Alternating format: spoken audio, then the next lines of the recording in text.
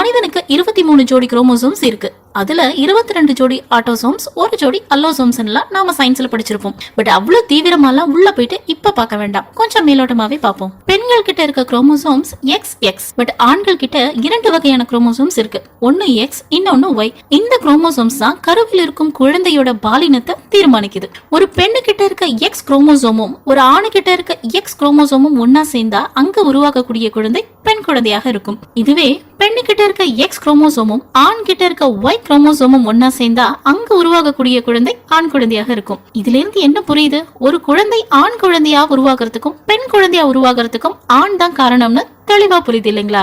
Okay, correct தான். சரி, இப்ப நான் உங்ககிட்ட ஒரு கேள்வி கேட்கிறேன். ஆண்கள் கிட்ட இருக்க குரோமோசோம்ஸ்ல XY ரெண்டுமே கலந்துதான் இருக்கு. இந்த 2 குரோமோசோம்ஸ்மே தான் பெண்களோட கருமுட்டைக்குள்ள போக முற்படுமா இல்ல தனித்தனியா போகுமா? இதுல எப்படி X தனியா Y தனியா போகுது?